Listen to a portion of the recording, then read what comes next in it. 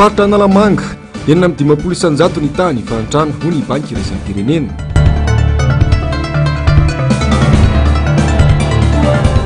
Distrika Anarivomamo, solon'ny fitondrana ny sefim-pokotany tsy TGV.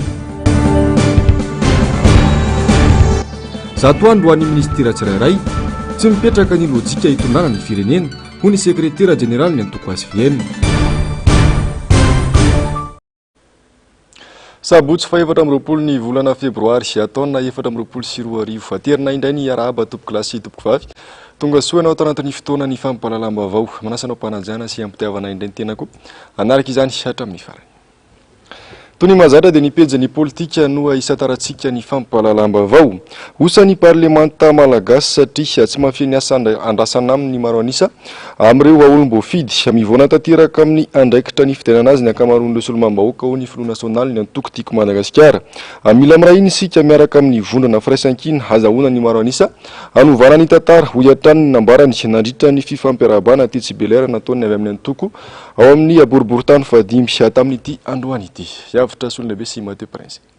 Halamafisana ny tolona natomboka nananganana ny vondrana firaisankina ady tsy maintsy atao amin'izany ny famerenana ny asin'i Madagasikara. Dingana lehibe ny miandry ny olom-pirenena ny fandraisana anjara amin'ny fifidianana manakaiky vahoaka manaraka eo dia ny fifidianana solombavambahoaka izay ho tanterahana ny 20 Meo avy izao. Mila ampahafantarina ny mponina ihany koa ny tena asan'ny solombavambahoaka fa betsaka ny tsy mba afantatra akory ny asa andrasana amin'izy ireny. Tena faly miarabanareo, tena faly satria tsy mora nananganana le hoe firaisankina. Tafatsangana somatsara le firaisankina. Ary efa tafatsangana le firaisankina dia nampahafantarina tamin'ny fomba ofisialy omaly izy, malazoma hiaraka izahay, hiaraka isika.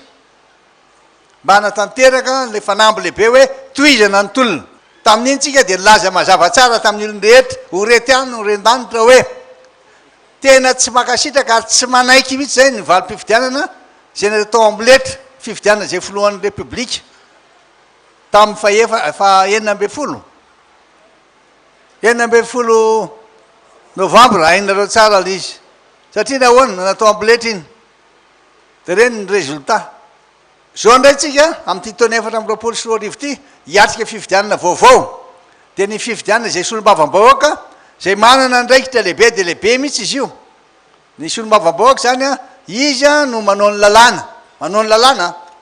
Rehefa lany eo dia zay ny izy zany lalàna eto Madagasikara. Fiaraha-malala moa zany ndre tsy mbola manitsakitsaka lalàna fa ho ahitsitsika ireo. Sy mandany ny loi de finance le vola entina natanterahana ny asa eto Madagasikara. Izy ihany koa no manara-maso ny asany ireo fahefana mpanatanteraka na ny exécutif zay tarihany ny premier ministre tsara ampahafantarina voaka malagasy zany. Fa tanjony iray lehibe amin'ny fiombonan'ireo antoko 5 goavana ny famerenana ny Madagasikara ho an'ny malagasy mijoro ary mitary-dalana amin'izany hatrany ny Front National ny antoko tiako Madagasikara. Tena iady amin'ny heritsika rehetra mihitsy sika hoe Madagasikara anie ka ny malagasy. Anorany mivoaka any ty saty Madagasikara any malagasy fa misy mirediredy any. Teny hitarika an'izay aminareo mihitsy hoe tsy manaiky inona moa tsy anaiky etiny vahiny zany tsika. Madagasikara any malagasy. Mila miasa nareo, matoky nareo, tsy hitondra nareo amin'ny lalana tsy zany mihitsy aza matavatra am'izany mbola président ty mba zay. Za efa nilazanareo ny andro rehetra iainako anasoavako mivoaka malagasy dia tsy ala amin'izay mihitsy izany rehetra izany anefa tsy ho tratraram-bola mitoy ny tsy fanarahan-dalàna samihafa ny fanaparam-pahefana sy ny fanitsakitsahana ny demokrasia. Tsy mijoro amin'ny maha izy azy intsony ny antenimieram-pirenena fa lasa mitady tombotsoan'ny antoko fotsiny ihany. Satria ny tena loza amin'izao fotoana izao dia tsy manaraka ny lalàna iraisan'ny pirenena isika na ny déclaration universelle des droits de l'homme. Satria izy maro an'izy dia mananganangana tanana fotsiny zany na dia hoe atao castration zany ekeny zavatra fady mbola ataony ihany. Loza azonao ve tiako resahana tena malemy faible osa ny parlemanta eto amintsika satria sendra zay majoritaire tsy mahalala ny tokony atony reny atao hoe voavidy vola fa manomboka zao zany hiteny izahay hiteny hoe tena hijoro amin'ny fahamarinantsika ary tena anao araka izay azo atao mba hisiny zany hoe tanytandalany zany a tsy manitsakisaka ny lalam-pandrenana ary indrindrindrindra ary indrindrindrindra ary indrindrindrindra tena mitandro mandrakariva ny fiandrianam-pirenena souveraineté nationale. Manamafy ny tokony hijoroana sy iraisan-kinatra ny filoha nasionaly natokotiko Madagasikara dia ny filoha Ravalomanina Marka. Mila mirahina ny rehetra ho fitandrona sy fikatsahana ny tombontsoa ambonin'ny Madagasikara sy ny ponina ato aminy.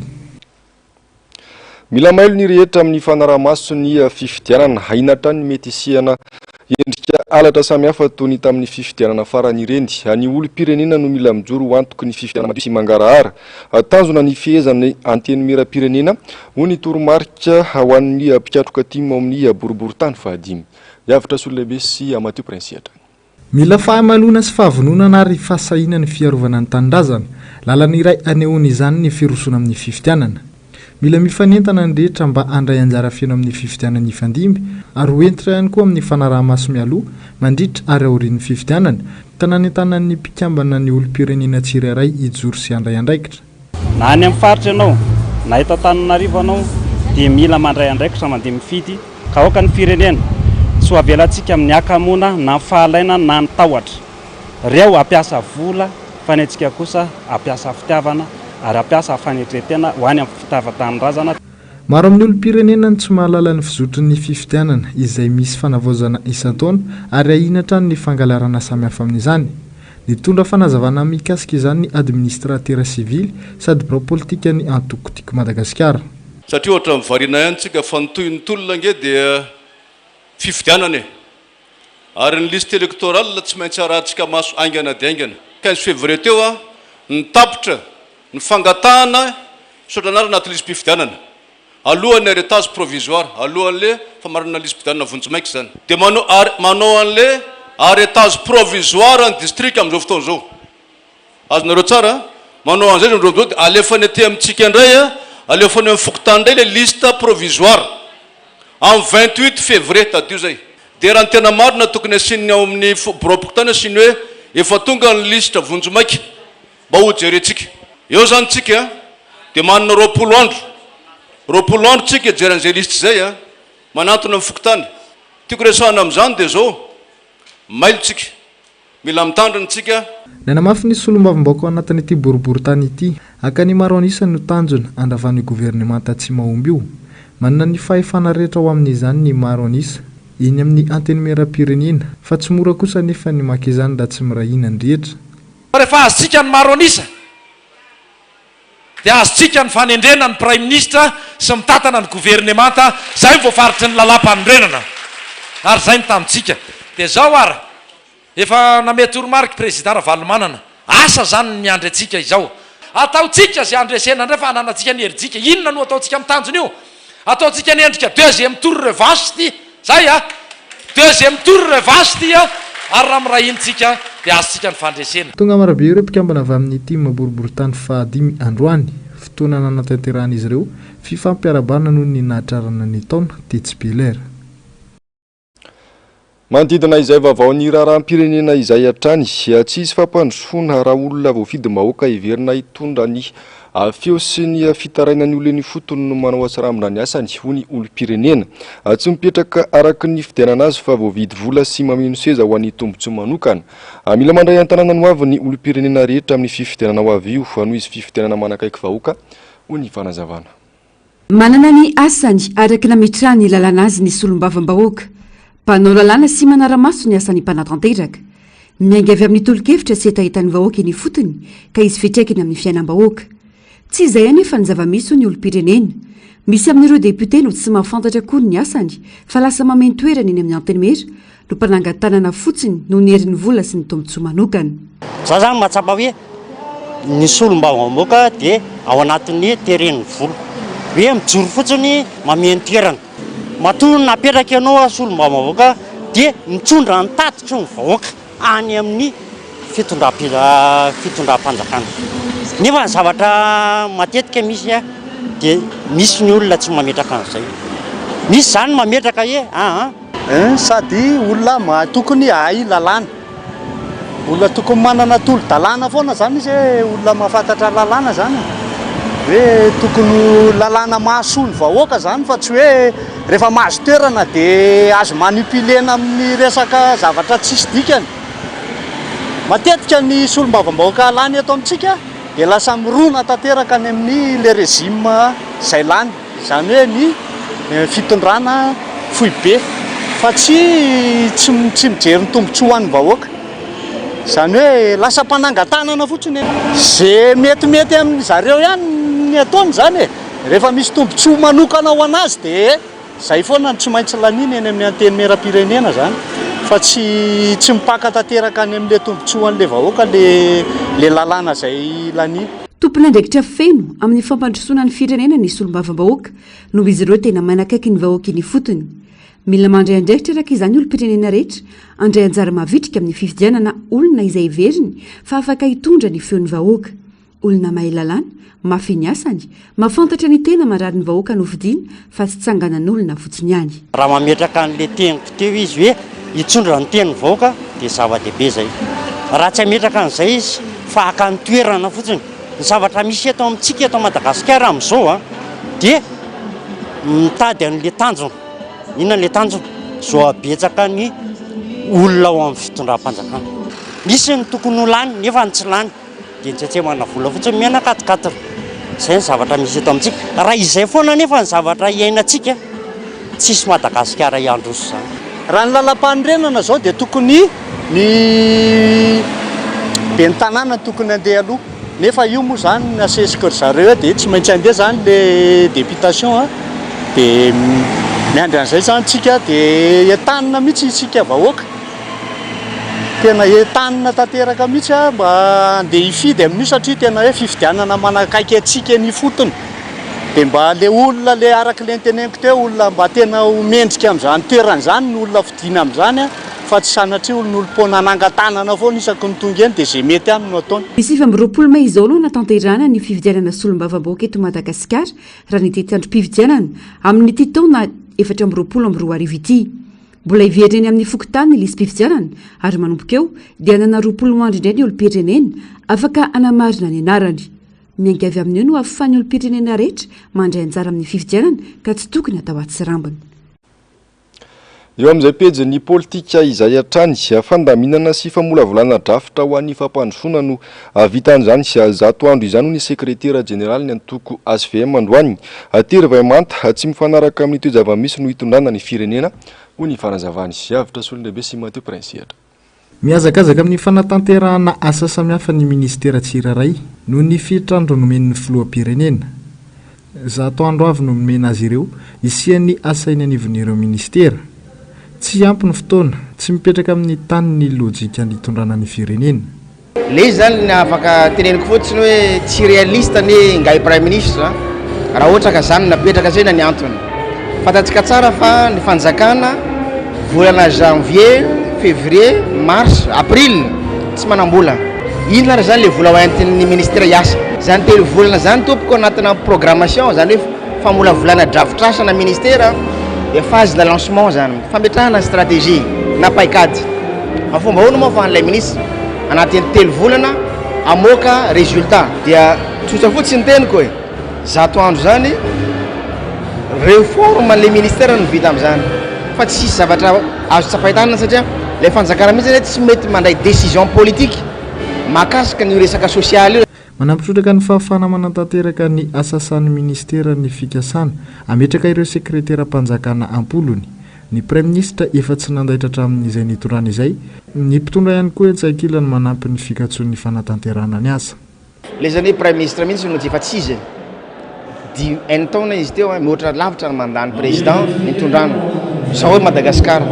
Dia inona zany nandeha naitsika amin'ilay prime ministre tsy manana paikady vaovao tsony io satria efa taona zany matoa izy tsy navita nanarina an'le CAP-arena maro samihafa tsy possible tsony raha mbola izy no eo. Dia mila réaliste koa le président satria ny ministre souterrain fotsiny anatina 100 andro ametraka résultat ohatrany satria averiko indray mandeha monopoliser ny présidence ny secteur stratégique amin'izao hoe fametrahana le secrétariat d'état. Dia inona ary no andrandrainao amin'le ministère tsisy satria le programme ngezangeza kokoa azahoana famatsim-bola ngezangeza kokoa sotominy aty amin'ny présidence ina zany no azon'le ministère atao de lasa conflit d'intérêt no misy politique le conflit de leadership no misy amina présidence sy ny ministère sectoriel. Raha tsy manana finiavana politika hitady vahaolana maharitra momba ny olana ara-tsosialy ny fitondram-panjakana tsy ho tafavoaka mihitsy ny malagasy amin'ny ady saina sy ny fahasairanana iainana amin'izao fotoana izao. Mila solombavam-baoaka samanitsy sy ny fomba fiasan'ny mpanatanteraka ihany koa isika fa tsy tazam-potsiny sy ho mpanangatanana fotsiny ihany. Fa mitony ady ho amin'ny fampanjakana ny marina ho an'ny antoko-tiako Madagasikara ary amafy izany taorian'ny fitsanganany vovonana firaisan-kina. Ho an'ny Timarivo Mamorenivohitra manokana dia natomboka tamin'ny alalan'ny fambolekazo teo amin'ilay tany nangatany solomam-bahoaka Rodairan-Kotomanjato ho an'ny komina rehefa azo kanefa nalain'ny olon'ny fitonanankina izany. Fantatra ihany koa raha ny fanazavana nentin'ity solomam-bahoaka ity fa soloan'ny fitonana Fohibe Ankitsirano ireo sefo-poko tany sy asaika manirana ny distrika iadidiny. Yasinandriamalala Simano Randriamalala. Soloan'ny mpitondra fanjakana ireo sefo-poko-tany tsy TGV ao amin'ny distrika Anarivonimamo raha ny fanazavana nentiny député Rodairan-Kotomanjato. Sefo-poko-tany indray zay ny ato tianay tsy eto rery fa ato anatin'ny distrika Anarivonimamo ray manontolo dia nasorona daholo ny sefo-poko-tany nanomboka ao Moaly androany passation Moaly ny décision androany passation ny antony zay tsy nandray karatra tamin'ny andro Rajoelina na mety isoratra ho TGV anao karatra gay andro Rajoelina dia asorona daholo ny sefo-poko-tany tsy nandray karatra tsy manao karatra dia tsy nanaiky ny olona dia zay tsy nanaiky ihany asorona zay le izy. Tsy haiko le zay inona ny antony fa naninona le izy tsy tamin'ny andro filoham-pirenena natao le fanolorana sefo-poko-tany fa maninona zao vao atao tokony tany nasorona raha ohatra ka tiana soloana zany fa maninona zao ao raha tonga dia tonga ny taratasy avy zay araka ny tenin'ny distrika teny midiny io hoe tsy hoe daholo zay zany ny feo mandeha dia eo mandantanina sefo-poko-tany satria be dia be ny olona mikorotana amin'ny eo hoe inona ny antony dia tenenindriana teny midiny io le sefo-poko-tany zay no teny nataony sefo-distrika. Manoloana izany dia tsy hipetra-potsiny ny antoko-tiako Madagasikara antoko izay nalana azy ho solombavam-bahoaka fahijoro. Manomboka ny ady ankehitriny ka anisany nanomboana izany ny fambolekazo natao teo amin'ilay tany nangalary ny mpitondra kanefa tany efa nangatany ity solombavam-bahoaka ity ho an'ny commune. Eto amin'ny commune Arivomamo ville zany hoe hitanareo zany dia Arivomamo renivohitra eo zany hoe misy commune manodidina zany misy banlieue be dia be fa ity zany Arivomamo renivohitra. Fotoana androany zany dia hoe Ambolihazo eto amin'ity tanàna manazantara atao hoe Manandona itikatra Manandona ity zany izy ity zany tany taloha tamin'ny andron'ny président Ravalomanana nagnatahako tamin'ity iverina ho an'ny commune dia efa titré amin'ny commune ity dia lasa tonga zala enjana dia nitondrany vazaha teto dia lasany dia hoe la ambleny io zany ora apetrahana zany fa hoe aleo Ambolihazo amin'ity tanàna ty tanàna ty Arivomamo n'Arivomamo dia ity zany ty hoe Manandona itikatra satria ity ny extension n'Arivomamo tena ao anatin'ny programme dia zay nambolena azy hoe Arivomamo renivohitra androany dia Ambolihazo dia viliana azy daholo ny sisiny arabe rehetrarehetra zay ny zavatra natao tety androany hitanareo reo izy tsisy idiran'ny manodidina ty périphérique fa tena Arivomamo renivohitra fa titré amin'ny commune zany izy ty dia nisahandrareo teto zany naovana tanàna vaovao dia reny nitondrany vazaha teto reny lany ngamera vazaha zany ngamera nytritritrena dia zay no mifanarahana reo nampalela fotsiny dia hoe foi ny commune zany ny mera sy ny manodidina azy rehetra mera ny conseiller ny izy menakavy hatramin'ny ministre avy aty aminay moa reny tompon'ny tanàna ndrika zany ministre Andriamananoro Augustin Mialatsiny manao ny anarana izy name azy fanarahandrareo teo fa tsy mahalala ninina mivoaka n'Arivomamo hoe lasa le tany Manandona zay le izy dia efa novaindrareo tao anatin'ny conseil des ministres novany titre izy lasany. Zanakazo anjatony no volena teo amin'ity tany misy olana ity Oliva avokoa ireo nambolena nanamorona lalam-pirenena voalohany miditra Anarivonimamo ireo. Fananatanteraka fivoriana ny Komitima tany amin'ny tapany avaratra amin'ny distrika Anaparafara-Vola ny alakamisy lasa teo. Anitarika izany ny distima sady ny solomam-bahoaka ny Madagasikara voafita ao Parafara-Vola Rabekijana Solohery anivoatra nandritra izany fa irahina izy ireo mba hatratrarana ny tanjona dia ny famerenana ny Madagasikara ho tany tandalana. Niry Andriana Arvony Siambia Sambato Nazaka.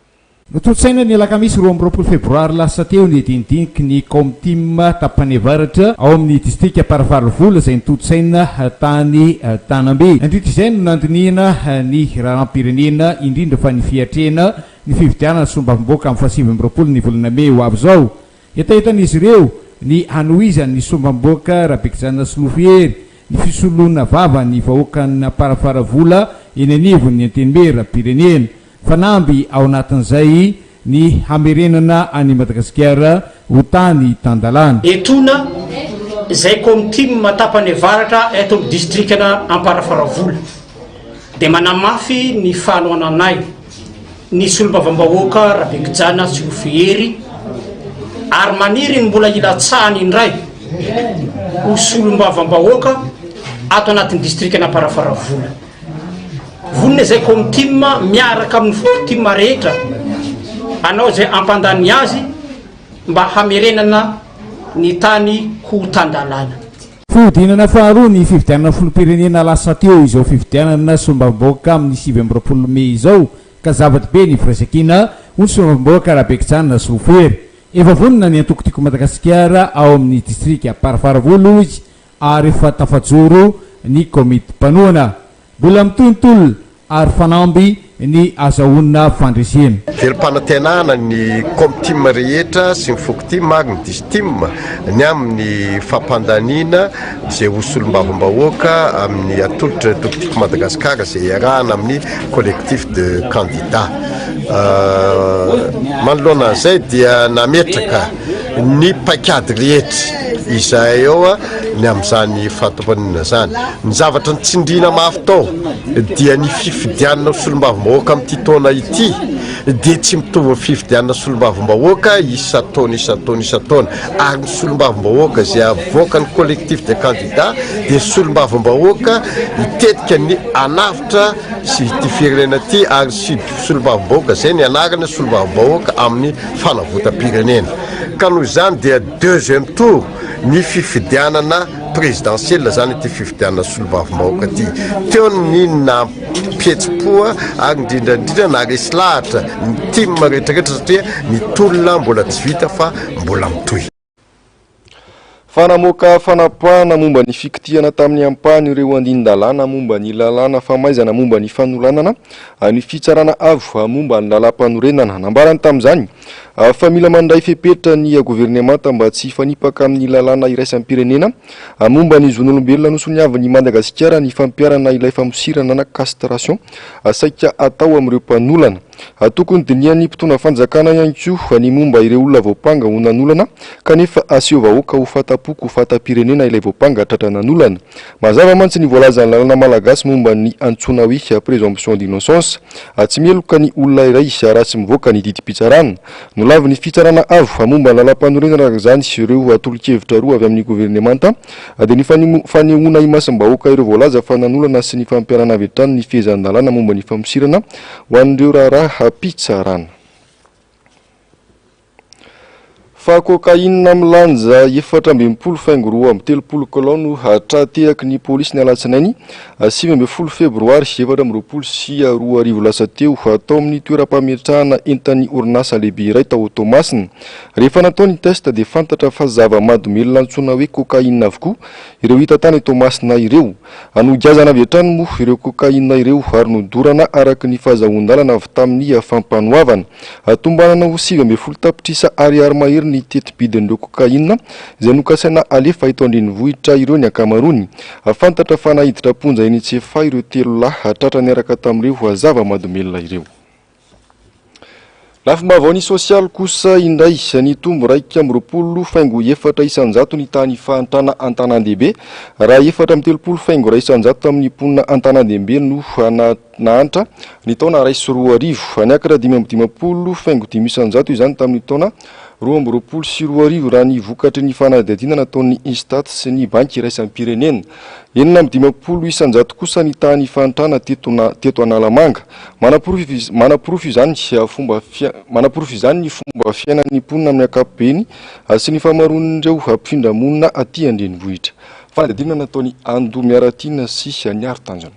tsy mitsamytomby ny tany fantrany eto madagasikara teo ny elalena ny taona ray sy roa arivo sy 2024 arivo raha nivokatry ny fanadihadina nataony instat sy ny banky iraisam-pirenena 570 isanjato ny malagasy dia miaina ambanin'ny 724 ariary isanandro tamin'ny taona 2022 arivo manaporofo izany zavatra iainana eny anivon'ny fiarahamonina indrindra eto tanan-dehibe reny vohitry madagasikara mitombo ireo patony an-dalana sy tsy manan-kialofana tsy tafody atandrazana noho ny fahasahiranana sy ny tsy fisiany vola ho an'ity renim-pianakaviana ity mananika ny 70 taona mahery izao dia nandalo teto Antananarivo avy any amin'ny faritra ny tsapiteny izy saingy tavela teto tsy misy alofana miankina amin'ny fanomezan'ny olona vola no hinanana tsisy trano tsisy fianakaviana misy fianakaviana ty fa tsy hitako misy anazy alavitra be tsisy fa zay amen'ny olona no vidianana io zao vary tapaka poko io fa arivo namen'ny olona dia vidianana loka ny 500 vidianana neny 500 rehefa tsisy manome vola tsony dia io mihitsy miparivan'ny azy tsisy ninona efa miambina fotsiny amin'ireny olona mandehandeha reny rehefa vahoaka reny dia zay amen'ny olona hanina dia amen'ny olona vola dia vidy hanina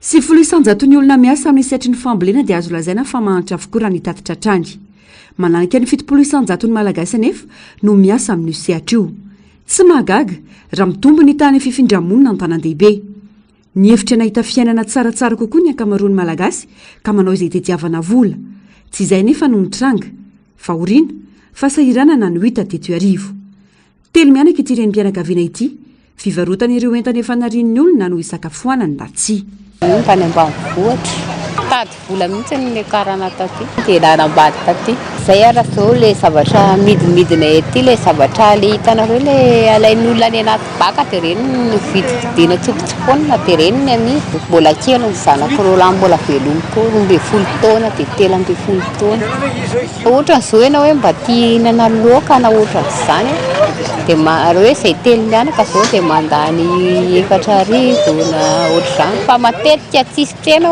dia mihinana vary sosotra foana tsisy loka nendray ary tsy misy dia matory amin'izao ny tandro izay aty tsy mba mihinan-kanina izany mandalo le kafe kely filiany reny dia reny raha ohatra ka malafy ianao dia mihinana mba rehefa tsy malafy ianao dia tsy mihinana ny akoho zanako efa zarazarako amin'izany rehefa tsisy dia matory amin'izao raha 724 ariary isan'olona isanandro no andrefesana ny tany fantrany efa mihoatra lavitra izany ny zava-misy 10 ariary farafabetsany no atao mahampy ao anatin'ny 2 andro ho an'ity ankohonana misy olona telo ity ny sakafo tsy zarizary ny toeram-ponenana tsy manaraka ny fenitra arona plastika no atambatra anamboarana trano ny aliny mivenjivenjy eny amin'ny sisina arabe kosa rehefa atoandro nendray raha tena tsy mihinan-kanina matory amin'izao nefa zay misy zazakely dia raha tena mandany zay malany 5,000 zay anatokatrano fa hoe mbola mitsitsy be ara amin'izany 5,000 zany zay ety any zay no mipetraka fa raha vaina ny trano le rehefa maraina dia amin'ny ariva vao manao trano fa ny sachet talotaloha zay nanofa trano dia tsy vita le ofa trano dia tsy maintsy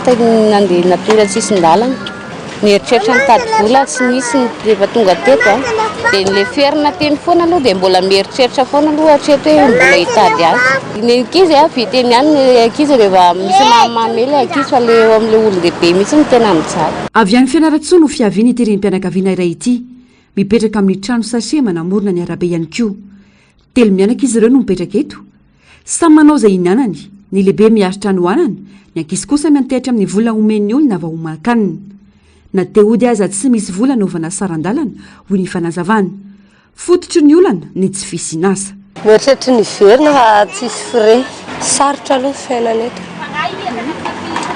sarotra le mitady vola ka ho an'le tsisy asa zao zay zao tsisy asa dia sarotra ho anay no mitady vola latsaka katerena tanteraka ny vahoaka malagasy ankehitriny vokatry ny tsy fahaiza mitantany sy ny tsy fisiany politika mpanjakana matipaika mipaka ny mivahoaka any amin'ny tsy laram-pamiaina trano no hiazaka zany mpitondra samy manao izay avelonasy isany rehetra fa tsy misy intsony ny fifampitsinjovana raha nitatitry ny banky iray isam-pirenena any amin'ny faritra androy no ambony indrindra ny tany fantrany eto Madagasikara izay mananika ny 5,70 isanjato eo amin'ny larana faharoa no misy any vatovavy 2,70 isanjato ary fahatelo ny faritra morony mani 7,20 isanjato raha mbola izao fitantanana izao sarotra ny sina fampandrosoana raha tsy ny rehetra no mandray andraikitra Vavao ny tsy fandriam-pahalemana kosa indray adahalo iray no maty ny fitsaram-bahoaka tetsy Mojanaka alina ary efa nifanenjea ny mpitandro ny filaminana sy ny fokon'olona. Ratsaivina ny zava-nisy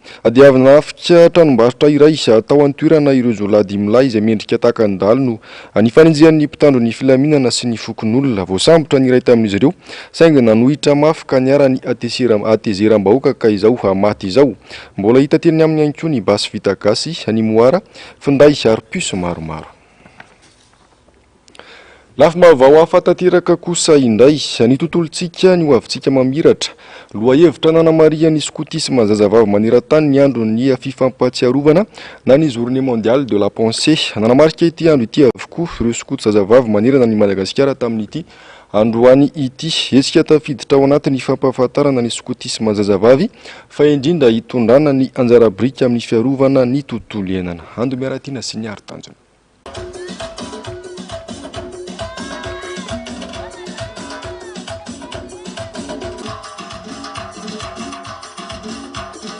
Niompana tamin'ny fanabeazana sy fanentanana amin'ny fananjana ny tontolo iainana ny fankalazana ny andro maneran-tany ho an'ny fifampatsiarovana ataon'ny skoty zazavavy androany dia ty ampifiloha.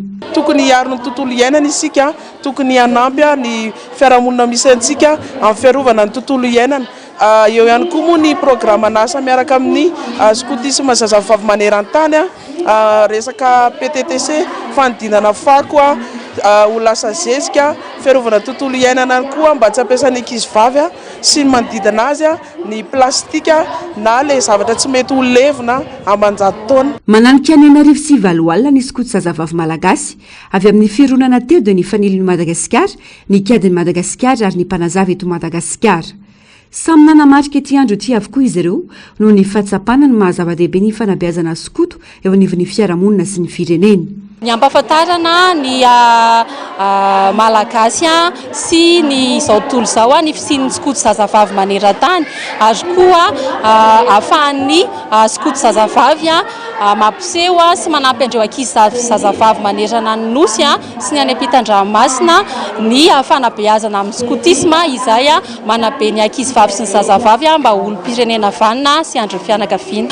Ny mampiavaka ny skoto zazavavy malagasy dia fitaizana skoto, zany hoe misy andreo fomba fanabeazana skoto sy ireo teknika skoto izay fanabeazana tsy manara-drafitra. Niatomboka tamin'ny taona 1970 ny skotisma zazavavy maneran-tany taorian'ny Lasralita ny Angletera ka ny anabavin'ny Baden-Powell namorona ny skoto no nitarika izany. Efa taty amin'ny taona 1970 kosa no nisy ny skotisma zazavavy teto Madagasikara. Fikambana ny findronana ankizy, tanora, olon-dehibe, mikendry fanabeazana maha-olona ho andry ny fianakaviana, ny fiarahamonina sy ny tanindrazana. Netombohan'ny skotisma zazavavy maneran-tany zany tamin'ny 1926. Izay netombohany dia teraka teo zany ilay fikambanan'ny skotisma maneran-tany.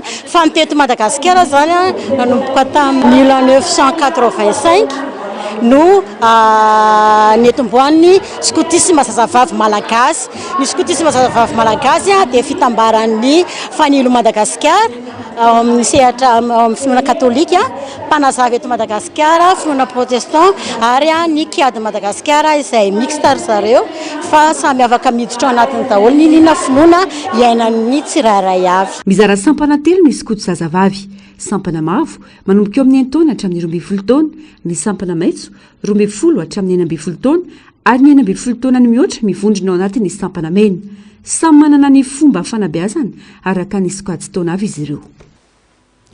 Amaranantsika ny fampalalam-baovao toy ny mahazatra ny maresaka iraisam-pirenena.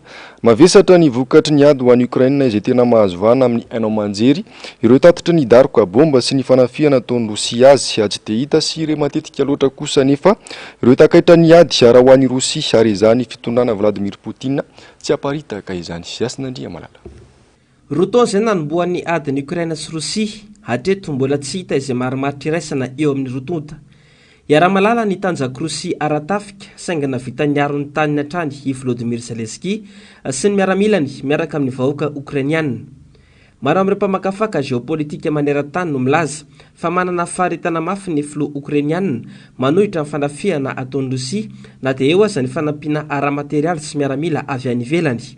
firenendehibe maro no ao an-damosiny Ukraine toa ny Etazonia sy Frantsa ary matetika ny fionana eo amin'ny filoha Ukrainiana sy Joe Biden ary Emmanuel Macron. Miraradraraka ihany koa ny fanampiana ara-miaramila sy fitaovam-piadiana azon'ny Ukraine raha toa ka saika manameloka ny fihetsika Vladimir Poutine avokoa ireny firenendehibe roa ireo.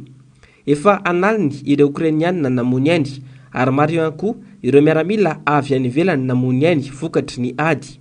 Hatreto mbola sarotra ny aminaviana ny mety ho fiafarany ady eo amin'ny Ukraine sy Rosia. Ankasitrahana fenana tompoko lahy sy tompoko vavy niaraka taminay hatramin'ny farany atao ny mahazatra moa dia ny fandarana ona marina sy ny fandarana Global News no arainao avy hatrany aorian'izao hafampalalamba-baovao izao. Aorian'izay kosa ny horonan-tsarindry amin'izao mitondra ny lohateny hoe Violastman Out ny tenako mametraka ny marapitafa tompoko lahy sy tompoko vavy.